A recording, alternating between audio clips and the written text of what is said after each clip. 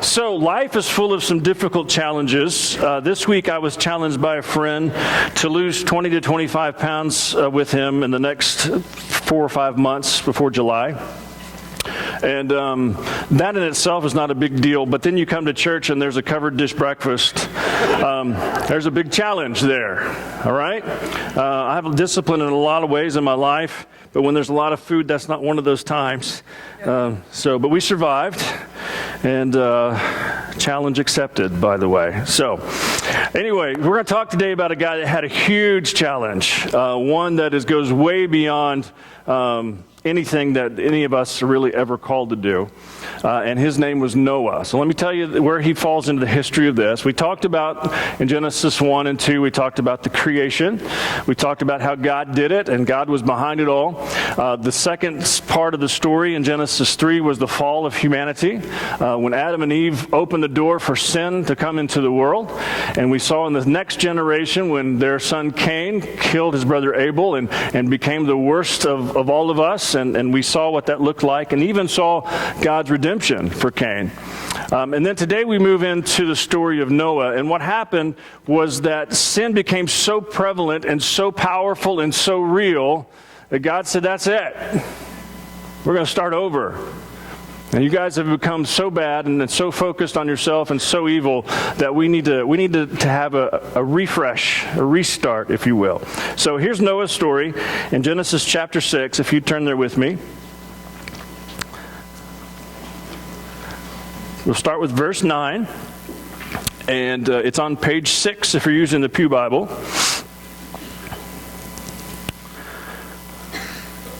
Genesis 6:9. And we're going to read through 22, a long passage, but it really helps us with all of this. Genesis 6, verse 9. This is the account of Noah and his family. Noah was a righteous man, blameless among the people of his time, and he walked faithfully with God. Noah had 3 sons, Shem, Ham, and Japheth. Now the earth was corrupt in God's sight and was full of violence.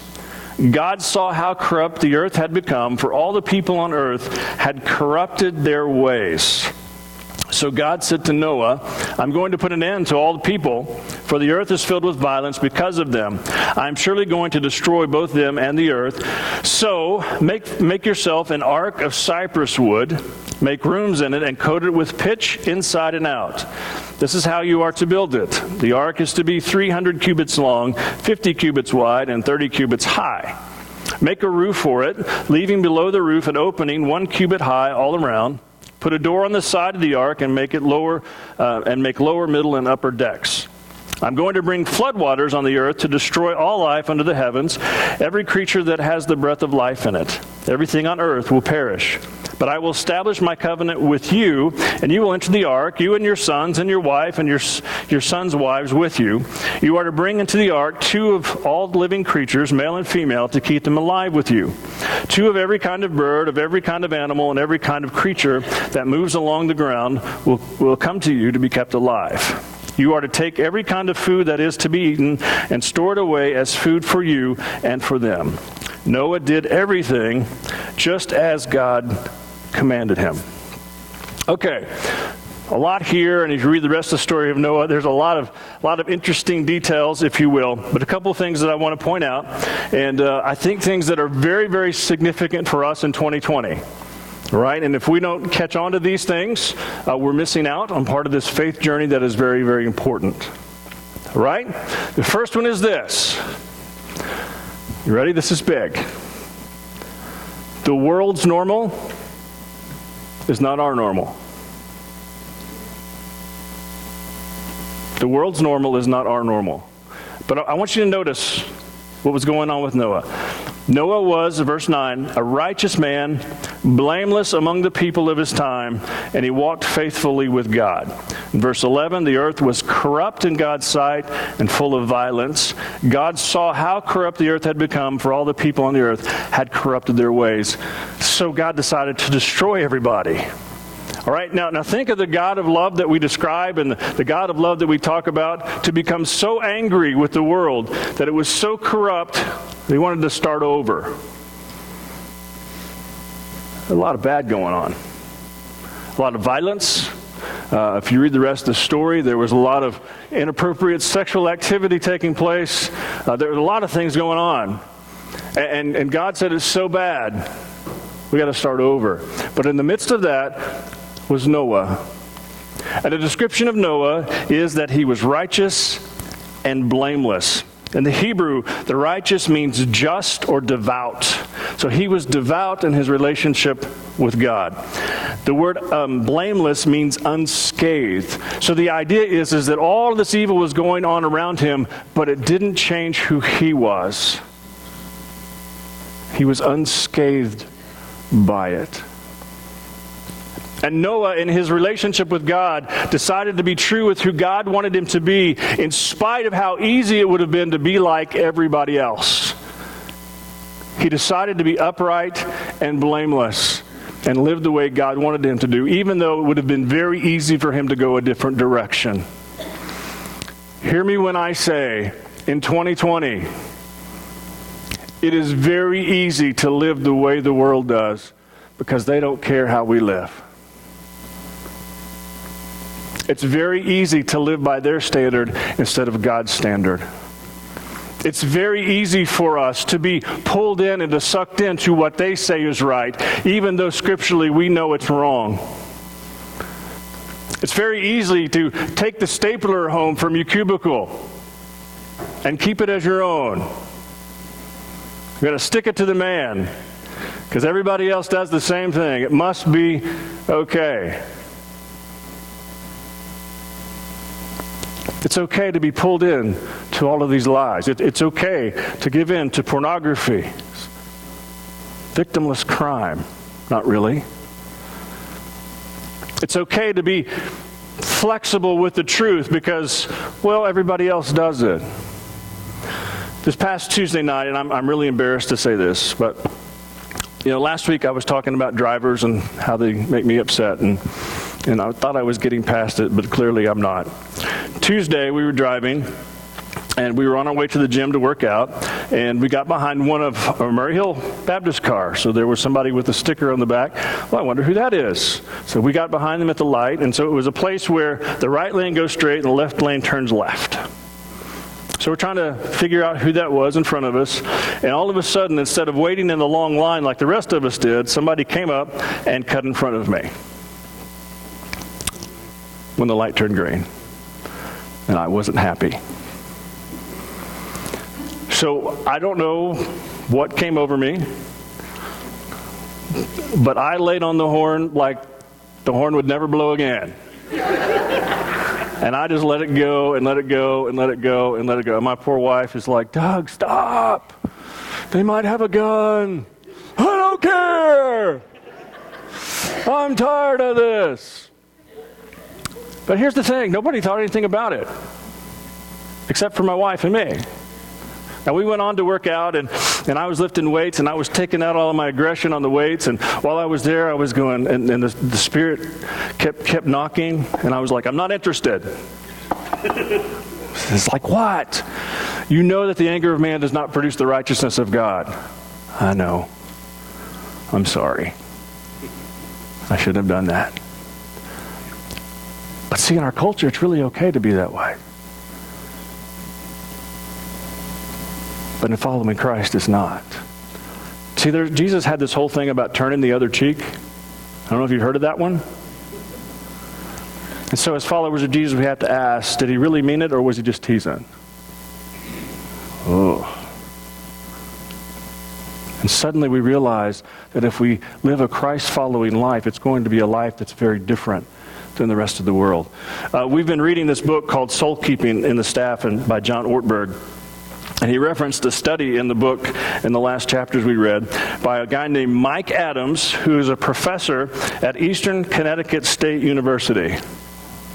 Right? And so Mike Adams did this study, and he came across something fascinating. First of all, he knows what those of us who teach college classes know. College students lie. All the time. Okay? And whenever they get behind in work, they lie. Whenever they forget to turn something in, they're always lying. But what he said was, is he did this research and he found out that it is amazing at midterm exams, grandmother deaths go up by 10%.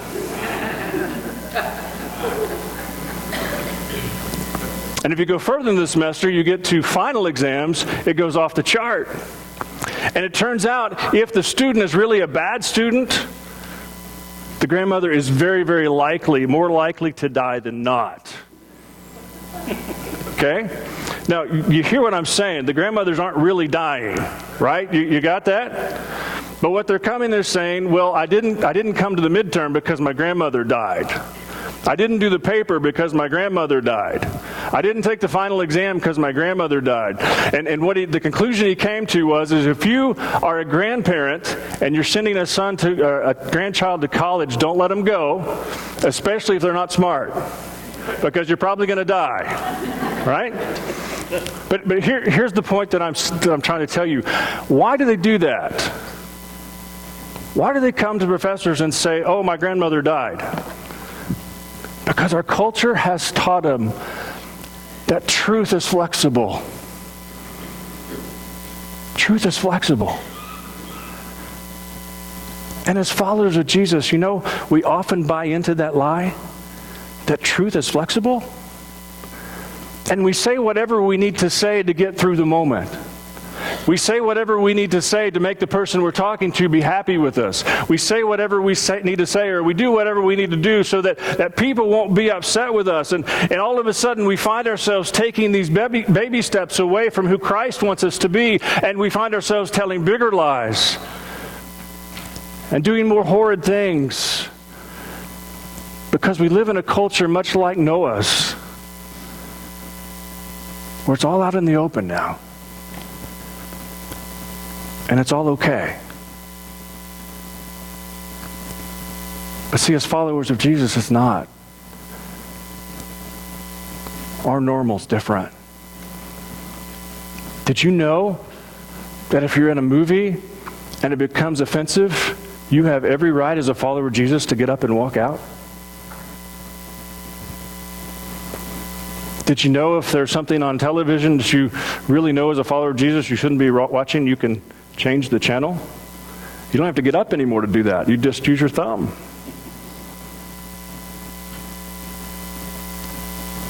Did you know we don't have to be like the world expects us to be?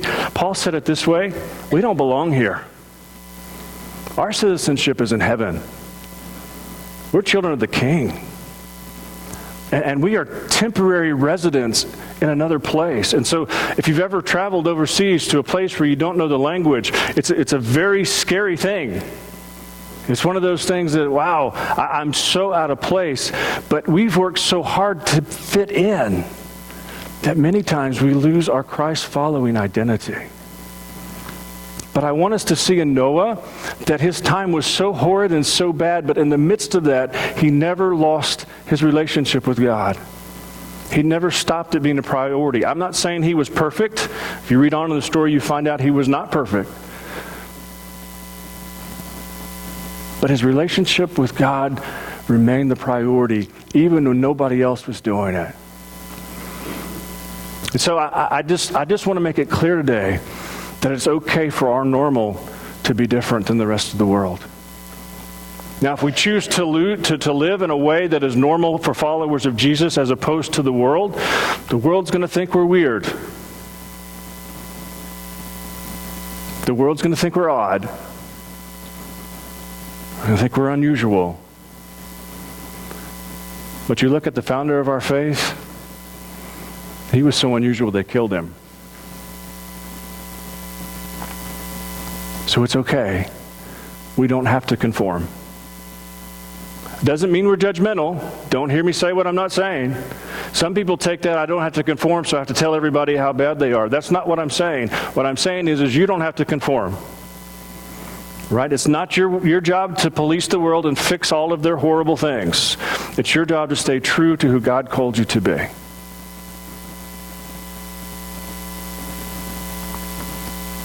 Our normal is not their normal, and that's okay. second thing that I want us to see is this, is that our faith journey is a journey that's based on need-to-know facts. Our faith journey is based on need-to-know facts. Let me show you what God did to Noah. And yes, I said it that way. God did it to Noah. Verse 13, I'm going to put an end to all people, for the earth is filled with violence because of them. I'm surely going to destroy both them and the earth. So make yourself an ark of cypress wood, make rooms in it, and coat it with pitch inside and out. This is how you're to build it.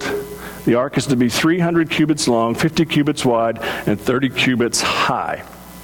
So what God said was, I want you to build a boat. And here are the dimensions of the boat. But what he didn't tell him is how long it would take him to make it.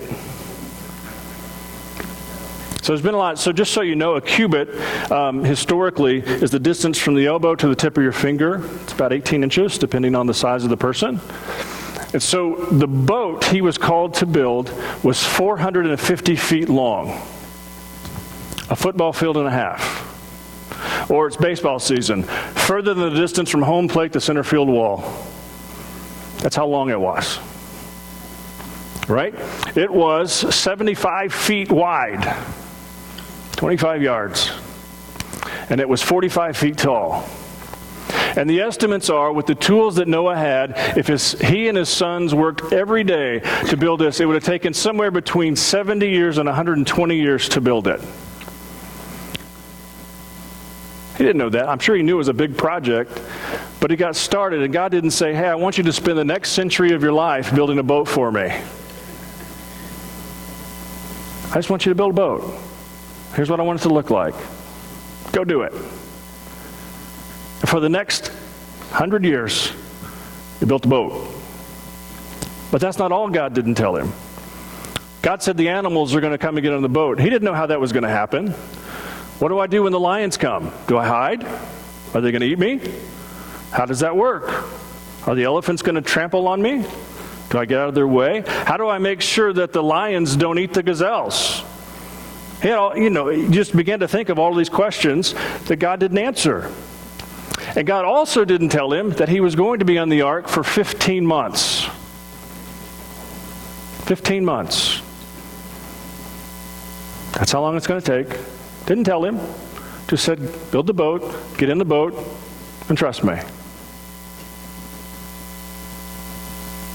And he also didn't tell him that when the boat stopped, it was just he and his kids. He told him, but can you imagine trying to process that information?